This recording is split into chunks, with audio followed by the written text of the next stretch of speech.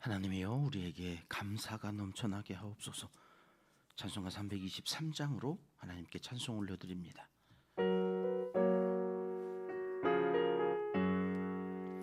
푸른 바다 나서니 몸 어디든지 가오리다.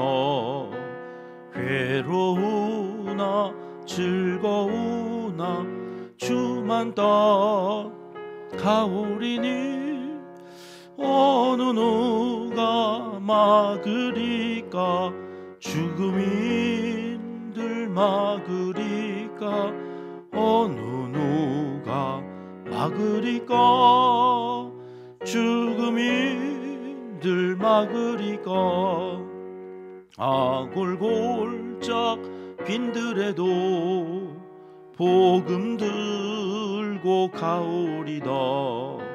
소돔 같은 거리에도 사랑 안고 찾아가서 종의 몸에 지닌 것도 아낌없이 드리리다. 종의 몸에 지닌 것도 아낌없이 드리리다. 존귀 영광 모든 권세 주님 홀로 받으소서. 멸시천대 십자가는 제가 지고 가오리다. 이름 없이 빛도 없이 감사하며 섬기리다. 이름 없이 빛도 없이 감사하며 섬기리다. 아멘.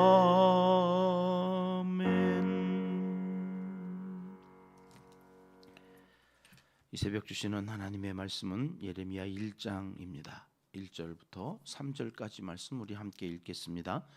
베냐민 땅 아나돗의 제사장들 중 hil기야의 아들 예레미야의 말이라. 아몬의 아들 유다 왕 요시야가 다스린 지 13년에 여호와의 말씀이 예레미야에게 임하였고, 요시야의 아들 유다의 왕 여호야김 시대부터 요시야의 아들 유다의 왕 시드기야의 11년 말까지 곧 5월에 예루살렘이 사로잡혀 가기까지 임하니라. 아멘. 새벽에 힘차게 찬양해 주셔서 감사합니다. 푸른 바다 나서니 몸. 신학생들도 1학년 때만 부르는 찬양입니다. 3학년 졸업할 때쯤 되면 이 찬양 안 불러요. 하나님 서울로만 보내주세요. 지방은 다른 사람들 보내주세요. 푸른 바다 나서니 몸, 쟤들만 보내세요. 나는 내가 가고 싶은 곳으로 가겠습니다. 멸시천대 주님만 받아주세요. 나는 부귀영화가 좋아요. 십자가 주님 지셨으면 됐죠. 여러분, 하나님 창조주이신 그분의 부름을 받는다는 것, 인간에게 얼마나 큰 영광스러운 일인지, 그러나 그 부르심에 응답한다는 것, 그거 쉬운 일 아닙니다. 더더구나 지금 자존감이 땅에 떨어져 있는 이 예레미야의 입장에서 갑자기 하나님의 부르심을 받고 예레미야가 얼마나 당황했을지. 우선 예레미야가 부름을 받던 그 시대적 상황부터 오늘은 다시 살펴보면서 1장 말씀을 정리하려고 하는데요. 2절 말씀에 보시면 요시야가 다스린 지 13년이다. 요시야 왕은 어떤 왕인가요? 마지막 등불과 같은 선한 왕이죠. 종교 개혁을 단행해요. 성전을 수리하다가 율법책을 발견하고는 그 율법책을 읽다가 유월절을 지켜야 된다는 것을 알고 유월절 제사를 회복했던 왕이 요시야 왕이에요. 근데 이 왕이 갑자기 죽어요. 당시에 저 북동쪽에서 이제 신흥 바벨론 왕국이 흥왕하게 되어지는데, 아수르는 쇠락하고 신흥 그 바벨론을 대적하기 위해서 애굽 왕 바로 누고가 아수르를 지원하려고 북진을 한 거예요. 군대를 이끌고 막 거기 상관도 없는 이 요시야 왕이 끼어들어 가지고 무기또에 가서 바로 누고를 상대하여 싸우다 부상을 입고 예루살렘에 와 가지고 이제 별세를 하거든요. 마지막 등불이 이제 꺼지면서 남유다도 쇠락의 길로 가는데, 지도를 보시면, 그림을 보시면 저 요시야 왕 밑에 4명의 아들이 있는데 첫 번째 요하나는 성경에 잘 안 나와요. 일찍 죽었나 봐요. 그래서 이제 요시야의 세 왕이, 왕자가 있는데 요시야가 이렇게 죽어버리니까 세 왕 중에 둘째 아들이 똑똑했나 봐요. 여호아스가 그 다음 왕위를 이어받지요. 근데 이 바로 누구가 무기또에서 남유다가 자기 가는 길을 막아서 그랬는지 돌아가다가 이 여호스 왕을 데리고 가버려요. 그래가지고 자기가 첫째였던 여호야김을 왕으로 세워놓고는 진짜 왕이었던 저 여호아스를 잡아가니까 이 여호야김이 11년 동안 애굽의 이 눈치를 봐가면서 통치를 해 나가는 거죠. 그런데 이제 바벨론이 와가지고 그냥 놔두나요? 여호야김이 죽고 그 아들 여호야긴이 왕이 되자마자 바벨론이 와서 여호야긴을 잡아가고 이제 가장 멍청한 시드기야를 왕으로 세워놓고 이제 11년 지나가는데, 그때까지 이 예레미야에게 하나님의 말씀이 임하였다 하는 것이 이제 3절 말씀인 거죠. 시드기야의 11년 말, 이게 이제 시드기야가 두 눈 뽑혀가지고 노사슬에 매어서 아들 다 죽고 끌려가는, 이 바벨론에 끌려가는, 그때 이제 망하는 거죠. 586 BC 586년에 이제 망하는 그때까지 여호와가 예레미야에게 말씀을 전하게 하셨다. 그 내용이 이제 52장, 오늘부터 52일 동안 매일 한 장씩 살펴보게 되어지는, 그때 이제 그 망해가는 시국의 부름을 받았으니 자기도 자존감이 낮고 나라는 망해가는 이 상황에서 예레미야가 어떻게 대답을 했다고요? 6절 말씀이죠. 같이 읽습니다. 내가 이르되 슬프도소이다. 주 여호와여 보소서, 나는 아이라 말할 줄을 알지 못하나이다 하니. 슬프도소이다, 히브리어로는 아하. 우리도 아하 이거 감탄사인데, 이게 아하 감탄사예요. 두려움의 탄식이, 자기의 연약함과 무능함을 고백하는 절규에 가까운 탄식의 소리. 아하, 슬프도소이다 그 말이에요. 주 여호와, 얼마나 놀랬으면 아도나이 야훼, 하나님의 이름을 두 번이나 반복해서 이어서 부르는, 당황한 거예요. 아니 내가 어제 저녁에도 수요일 날 우물가의 여인 이 말씀하면서 우리가 마음에 새겼던 것이, 예수님께서 그 뜨거운 떼약볕에 코작 이런 여자를 기다리느라고 거기서 고작이었잖아요. 고작. 그리고 감이죠. 감이. 고작 나 같은 것을 구원하시겠다고 주님이 오셔서 십자가를 지셨나? 그런데 감히 내가 이제는 그 십자가 지고 부름받은 길을 가야 된다고? 여러분, 우리의 인생에는요, 고작과 감히, 이게 우리의 본질이에요. 우리의 본질. 아이고, 나 같은 게 뭐라고 하는 그런 겸손함이 예레미야에게 있었던 거예요. 여러분, 그것이 아마 하나님께서 그 망해가는 가문의 제사장 무늬만 있는 그 hil기야의 아들 이 예레미야를 불렀던 거 아닐까? 그 아이라고 하면서 못한다고 하는 그에게 하나님께서 두 가지를 말씀하세요. 5절 말씀 보실게요. 5절 함께 읽겠습니다. 내가 너를 모태에 짓기 전에 너를 알았고, 네가 배에서 나오기 전에 너를 성별하였고, 너를 여러 나라의 선지자로 세웠노라 하시기로. 동사 4개 동그라미 쳐놓으셔야죠. 짓다, 저기 모태에서 짓기 전에 하나님이 지으시는 분이신데, 그분이 짓기도 전에, 이미 있지도 않아요. 지금 예레미야 짓기도 전인데 하나님은 알았대요. 알았고 성별했어. 그래서 구별해가지고 너를 세웠다. 짓기 전에 알았고 성별하였고 세웠다. 이게 첫 번째 예레미야에게 주신 말씀이에요. 이게 무슨 말씀일까요? 야, 내가 너 지금 부르는 거 그거 갑자기 우연하게, 어쩌다 보니 사람이 없어가지고 너 부른 거 아니거든. 나는 너를 짓기도 전부터 너를 성별해서 세우려고 했어. 그래서 너가 지금 그렇게 이 시대에 그렇게 태어나서 내가 너를 알고 지금 부르는 거야. 알아? 여러분, 우리가 이 새벽에 여기에 앉아 있는 게요, 우연이 아니라니까요. 하나님이 이미 나를 짓기도 전에 이 시대에 여기 만년동에 여기 세우시려고 하나님이 성별하셔서 다 하나님의 계획 속에서 진행되어지고 있는 거다. 여러분, 온 인류 모든 인간이 다 그래요. 여러분, 미국에서 사람을 직접 대면해서 전문직 종사들에게 설문조사를 했는데, 이 사람을 그러니까 직접 대면해서 이렇게 일을 하는 전문직 종사자들이 있잖아요. 뭐 의사들 사람 대면해서 이렇게 만나야 돼. 상담자들 이렇게 직접 만나서 사람들을 하여튼 그런 직종에 있는 전문직 종사자들한테 너에게 가장 영향력을 많이 준 사람이 누구냐 이렇게 했을 때 수년간 미국에서 1위로 뽑혔던 사람이 칼 로저스라고 하는 인간 중심 상담 이론의 창시자인데, 이분이 설파한 그 내용이 인간은 태어날 때부터 자아 실현의 경향성을 갖고 태어난다는 거예요. 꿈을 가지고 태어난다는 거죠. 그래서 자기가 하고 싶어 하는 그것을 하도록 그걸 충분히 기능하는 인간이라고 그랬거든요. 부모가 할 일이 뭐냐?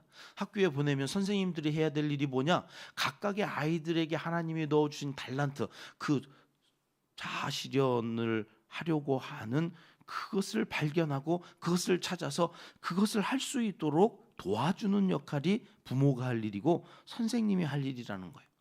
그러면 누구나 사람은 사회에 충분히 기능하는 인간으로 살 수 있도록 하나님이 창조하셨다는 거죠.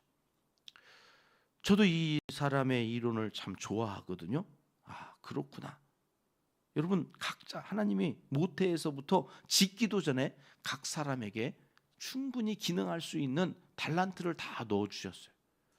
그게 뭔지를 모르고 사는 거예요.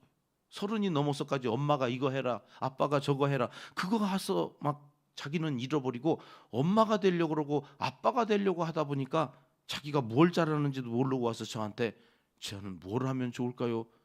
그제서야 적성 검사하고 있고 그제서야 네가 받은 달란트가 뭘까 찾아가면 늦은 거죠. 이걸 어렸을 때부터 그걸 이렇게 해줘야 되는 건데 그걸 잃어버렸단 말이에요. 그냥 하나님이 지금 부르셔요. 그냥 나는 그거 못하겠다는 거죠. 내가 누군데 그걸 하느냐는 거예요. 그러려면 나를 사독계열의 제사장 가문에서 태어나게 하시지 왜 여기 다 망해가는 아비아달의 후손으로 태어나게 하셔서 아나돗에 처박아뒀다가 이제서야 나보고 뭘 가서 하라고 그러느냐고, 나는 아이라 못하겠다고. 그러니까 하나님이 너 지금 부르는 거 우연히 부르는 거 아니다. 그리고 7절에 이렇게 말씀하시는 거예요. 같이 읽을게요. 여호와께서 내게 이르시되 너는 아이라 말하지 말고 내가 너를 누구에게 보내든지 너는 가며 내가 네게 무엇을 명령하든지 너는 말할지니라. 예, 네가 뭘 하려고 하지 마.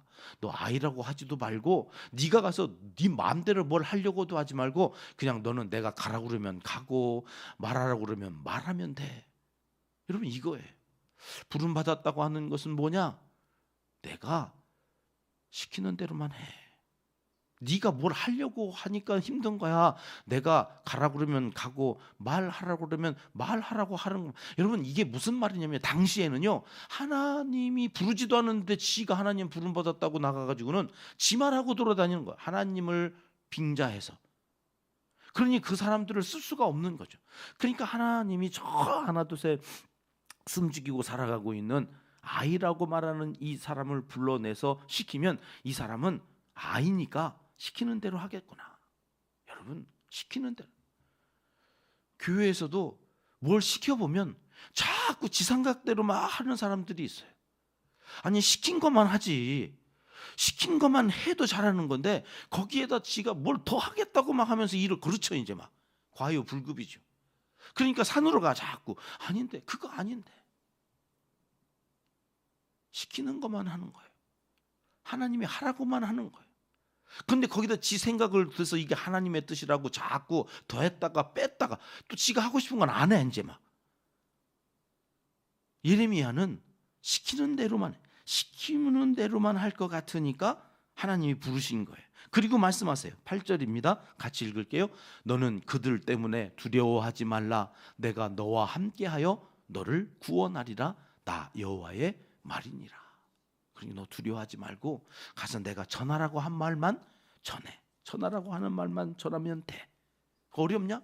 야, 내가 그대로 말하는데 그것을 그대로 하는 게 뭐가 힘들어? 내가 너와 함께 한다 그런 말은 내가 너와 함께 너 지켜준다 그런 말이죠.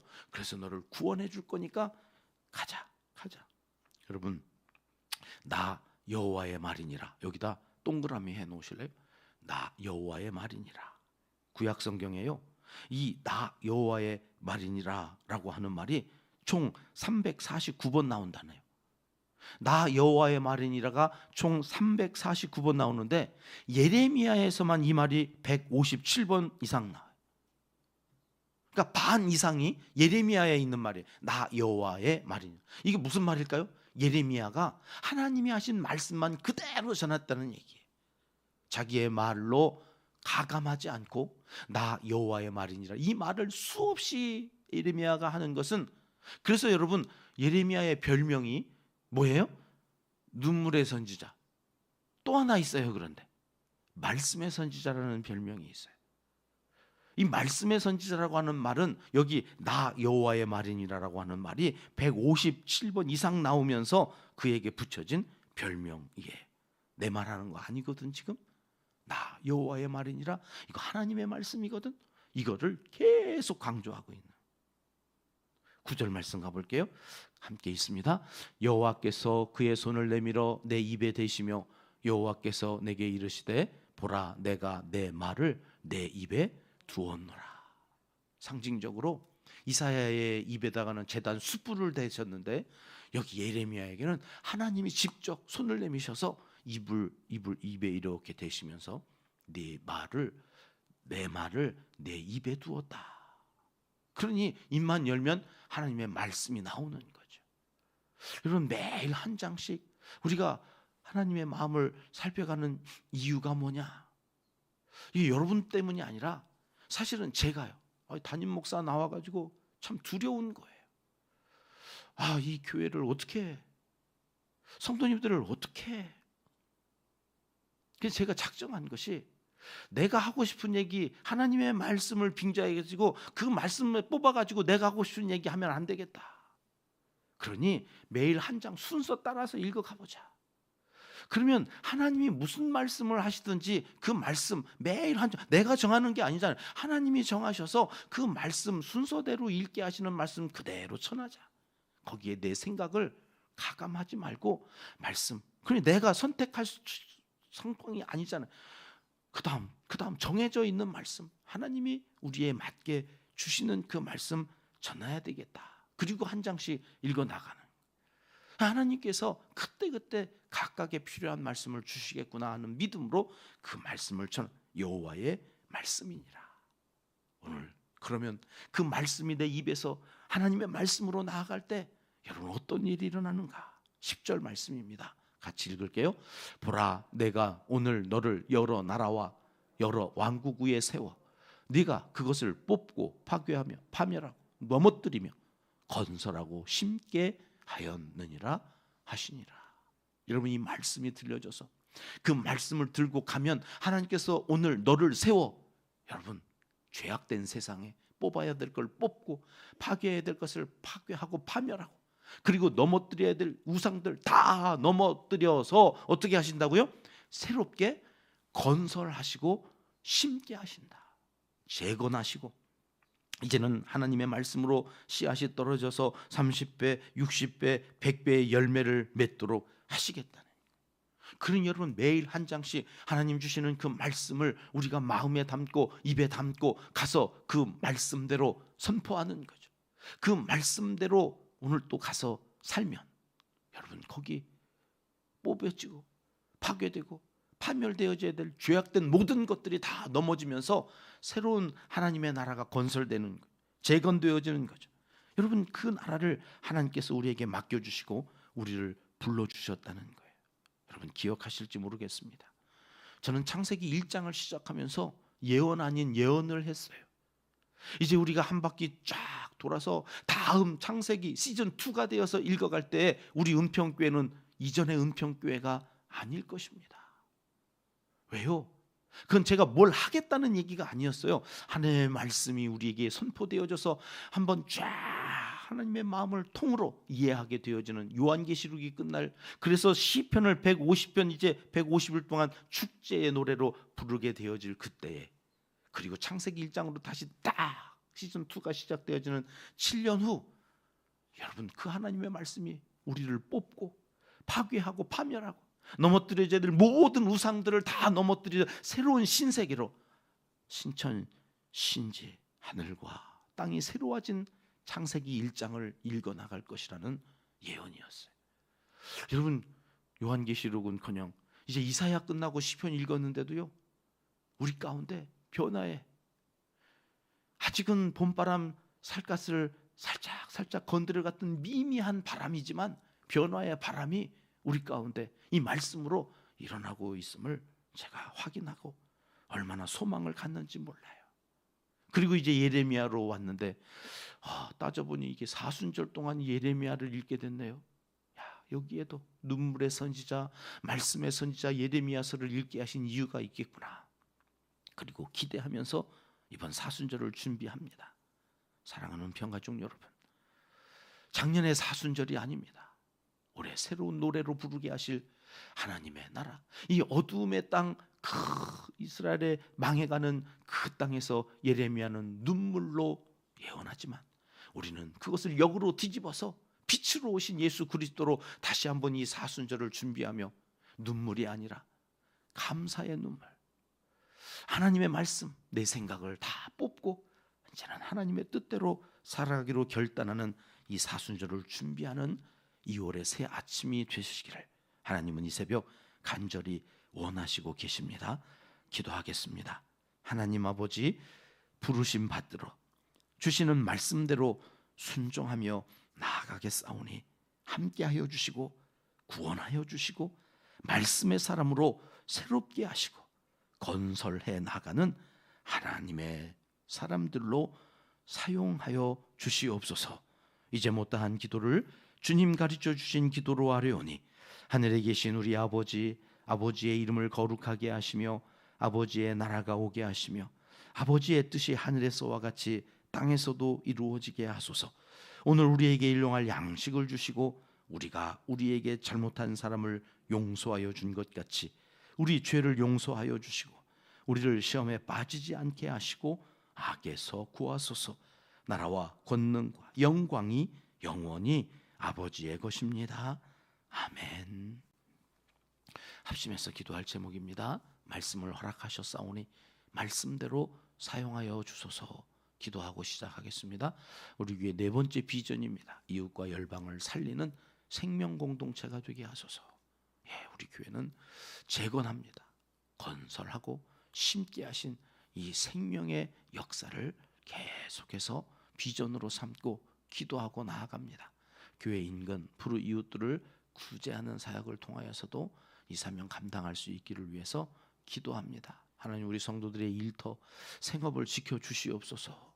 쓰고도 남음이 있게 하시고 드리고도 더 풍성한 은혜를 누리는 우리 교회 온 성도들의 가정과 일터를 위해서 기도해 주십니다. 충분히 전 엄마 사역을 의시한 가정 사역을 준비하고 일꾼들을 이제 세워갈 준비를 하고 있습니다. 여러분이 이 일을 위해서 기도해 주십시오. 북중선교회 강창구 선교사님, 농아인교회 전일숙 목사님, 대전 원정교회 한명호 목사님, 우리 교회가 돕는 분들인데 이분들의 이름을 한 번씩만 불러주십니다.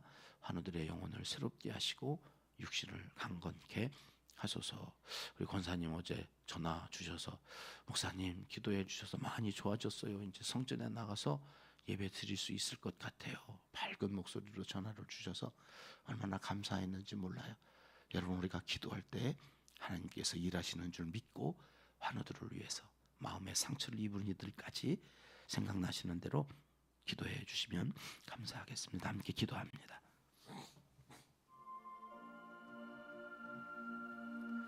참 좋으신 우리 아버지 하나님, 오늘